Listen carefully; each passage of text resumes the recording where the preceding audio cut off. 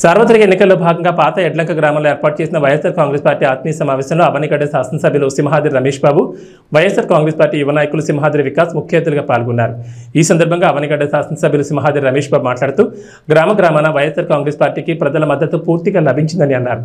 వృద్ధులకు పింఛన్లు సమయానికి అందాలన్నా, పిల్లల భవిష్యత్ బాగుండాలన్నా, రైతులు పండించిన పంట గిట్టుబాటు ధర కావాలన్నా మళ్లీ వైఎస్ఆర్ కాంగ్రెస్ పార్టీ అధికారంలోకి రావాలన్నారు.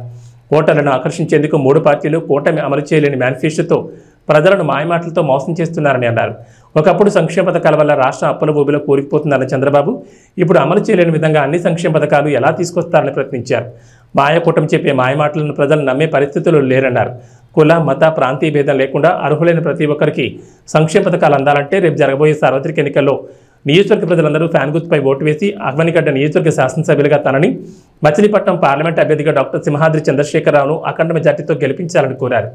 అనంతరం పాత ఎడ్లంక గ్రామం జనసేన పార్టీ కన్వీనర్ నరసింహారావుతో పాటు టీడీపీ, జనసేన పార్టీలో నుంచి వైసీపీలో చేరిన 70 కుటుంబాలు వైసీపీ కండువాలు వేసి పార్టీలోకి ఆహ్వానించారు. ఈ కార్యక్రమంలో వీరితో పాటు అవనిగడ్డ మండల వైఎస్ఆర్ కాంగ్రెస్ పార్టీ నాయకులు, కార్యకర్తలు తదితరులు పాల్గొన్నారు.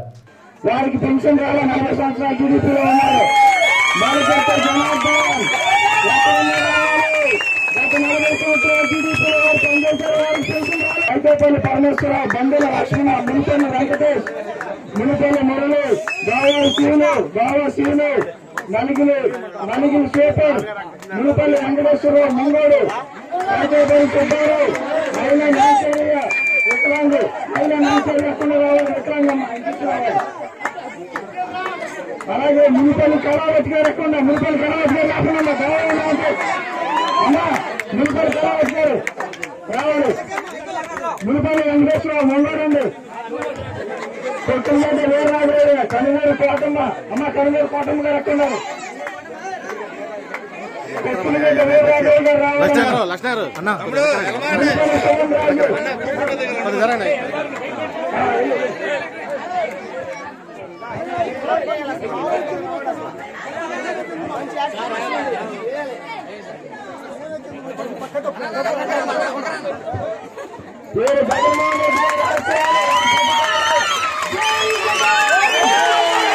మరో పక్కన ఇవ్వలేకపోతున్నాడని చెప్పేది ఇల్లే. గెలిచిన రోజు నుంచి ఈ రోజు వరకు ప్రతి పథకాన్ని మన ఇంటికి తీసుకొచ్చి ఇచ్చాడు. ఈ నెల ఇవ్వలేకపోతున్నాడని చెప్తే మనం నమ్మగలుగుతామా? ఇటువంటి అబద్ధపు మాటలు, ప్రజలకి మంచి చేసే ప్రతి పనిలోనూ అడ్డుపడేది చంద్రబాబు నాయుడు గారు. ఎన్ని అడ్డంకులు వచ్చినా, ఎన్ని కష్టాలు వచ్చినా ఇచ్చిన మాట పైన నిలబడేది మన జగన్మోహన్ రెడ్డి గారు. అట్లాగే మన నియోజకవర్గంలో చూడండి, అంతకుముందు ఎప్పుడు జరిగిందో లేదో నాకు తెలియదు, కానీ మన రమేష్ గారు ఎమ్మెల్యే అయిన తర్వాత 2.5 సంవత్సరాలు కోవిడ్ లో ఉన్నప్పుడు మీ ప్రతి గడపకి వచ్చారు. ఎక్కడైతే కోవిడ్ పేషెంట్లు ఇబ్బంది పడుతున్నారో వాళ్ళ దగ్గరికి వచ్చి వాళ్ళకి ట్రీట్మెంట్ అందేలా చూశారు, వాళ్ళకి మనోధైర్యాన్ని నింపారు. ఆ తర్వాత కోవిడ్ అయిపోయిన వెంటనే అవనిగడ్డ నియోజకవర్గానికి మన జగనన్నను తీసుకొచ్చి ఇక్కడ 17,000 ఎకరాలు చుక్క భూమి కింద ఉంటే రైతులందరూ ఇబ్బంది పడుతున్నారన్నా, వాళ్ళకి రిజిస్ట్రేషన్ అవ్వట్లేదు, పిల్లలకు కట్నాలు ఇచ్చుకుంటా కావట్లేదు, చదువుకుంటాకి లోన్లు పెట్టుకుంటా కావట్లేదు అంటే ఆ 17,000 ఎకరాల మట్టిని, మన భూమిని మనకి తిరిగిచ్చేలా చేశారు మన ఎమ్మెల్యే గారు. ఆ రోజు ఇక్కడ బ్రిడ్జ్ ఏర్పాటు చేయాలని, ఇంకొకటి కోడూరు రోడ్డు ఏర్పాటు చేయాలని, కోడూరు రోడ్డు పూర్తయిపోతా ఉంది. ఇంకోటి డయాలసిస్ సెంటర్ కావాలన్నా, కిడ్నీ వ్యాధికి సంబంధించిన వాళ్ళు చాలా ఎక్కువ మంది కనిపిస్తున్నారు నియోజకవర్గంలో.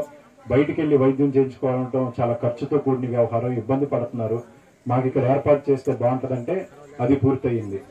అట్లాగే డంప్ యార్డ్కి నిధులు మంజూరు చేశారు. ఇచ్చిన ప్రతి మాట మన రాజశేఖర రెడ్డి గారు చెప్పినట్టు ఒక రోజు అటు ఇటు అవుతుంది తప్ప జగనన్న చెప్పాడంటే ఖచ్చితంగా చేసి తీరుతాడు. రాబోయే 5 ఏళ్లలో మన గ్రామంలో కూడా మనకి బ్రిడ్జ్ ఏర్పాటు అవుతుంది. మన ప్రతి ఇంటికి మంచి జరిగేలాగా మళ్ళీ జగనన్న పరిపాలన ఉంటుంది. ఇవన్నీ జరగాలంటే కూడా ఖచ్చితంగా నియోజకవర్గంలో మన సమస్యల పట్ల, మన కష్టాల పట్ల, మన ఇబ్బందులు తెలిసిన వ్యక్తి, మనకు అందుబాటులో ఉండే వ్యక్తి మన రమేష్ గారే ఖచ్చితంగా ఎమ్మెల్యేగా ఉండాలి. అదేవిధంగా మన ప్రాంతవాసే, మనందరికీ తెలిసిన మనిషి, మన దేవుడి మంత్రి అని పిలిచే వాళ్ళ నాన్నగారిని, సింహాద్రి సత్యనారాయణ గారి అబ్బాయి సింహాద్రి చంద్రశేఖర్ గారు, ప్రముఖ క్యాన్సర్ వైద్య నిపుణులు, ఆయన కూడా మన నియోజకవర్గం మనిషే, ఎంపీగా పోటీ చేస్తారు మన మధ్య. ఎమ్మెల్యే మన ప్రాంత మనిషి, ఎంపీ మన ప్రాంత మనిషి అవటం వల్ల ఖచ్చితంగా ఎంతో కొంత మెరుగ్గా మన నియోజకవర్గానికి నిధులు తెచ్చుకుంటానికి అవకాశం ఉంటుంది. మీరందరూ కూడా ఒక మంచి ఆలోచన చేయండి. జనం మధ్యకి, జనం అవసరాలు తీర్చడానికి వచ్చే నాయకుడు ఎవరో, అవసరాల కోసమే వచ్చే నాయకుడు ఎవరో మీరందరూ కూడా గమనించి వచ్చే ఎన్నికల్లో ఖచ్చితంగా 2 ఓట్లు ఉంటాయి ఎమ్మెల్యే గారికి, ఎంపీ గారికి. మనది 2, 3 నెంబర్ మీదే ఉంటది, గుర్తు తెలుసు కదా. మరి మన నియోజకవర్గం తరఫున, మన తరఫున నిలబడే నాయకుడిని గెలిపించడానికి మీ అందరం సిద్ధం. మీరు సిద్ధమా? ఈ అవకాశం ఇచ్చినందుకు, ఈ కార్యక్రమం ఏర్పాటు చేసినందుకు మరొకసారి మీ అందరికీ కూడా ధన్యవాదాలు తెలుపుతూ సార్. ఈరోజు ఈ ఎడ్లంకలో వైఎస్ఆర్సీపీలో జాయినింగ్ చూశారు. మీరు ఏదన్నా మాకున్న అలవాటు అంటే జగన్ గారి దగ్గర నుంచి వచ్చిన అలవాటే. చెప్పింది చేయటం, చేసింది చెప్పడం. ఒక్కళ్ళ ఇద్దరిలో చేర్చి ఊరు ఖాళీ అయిందనే అలవాటు లేదు. ఇవాళ మీరు చూస్తున్నారు ఎక్కడున్నా ఇద్దరిని చేర్చడం. వైసీపీ ఖాళీ, భారీ షాక్. మాకు కాదు షాక్ తెలియదు, 13 తర్వాత మీకు తగులుతుంది షాక్. ఆ షాక్ మీరు సిద్ధంగా ఉండండి. ఇవాళ జగన్మోహన్ రెడ్డి గారి మీద ప్రేమ అభిమానాలతో వాళ్ళందరూ ఖాళీ వచ్చి పార్టీలో జాయిన్ అవుతున్నారు. ఇవాళ వాళ్ళు చేసే పని ఎటువంటిది నేను చిన్న ఉదాహరణ చెప్తా. మా ఊరిలో కోడి పందాలు వేస్తారు.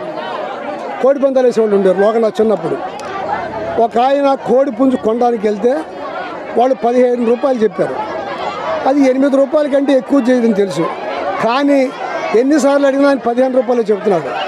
ఒక అతన్ని పంపించి 2 రూపాయలు భయాన్ని ఇచ్చారు. అది 17 రూపాయలకి అమ్ముతావా అని అడిగి 2 రూపాయలు భయాన్ని ఇచ్చారు. ఇదేంట్రా 2 రూపాయలు ఎక్కువ పెట్టుకుంటున్నారు ఏంటి అనుకున్నాను నేను. 2 రోజులు ఆగి అడిగితే ఆగు అంటున్నారు.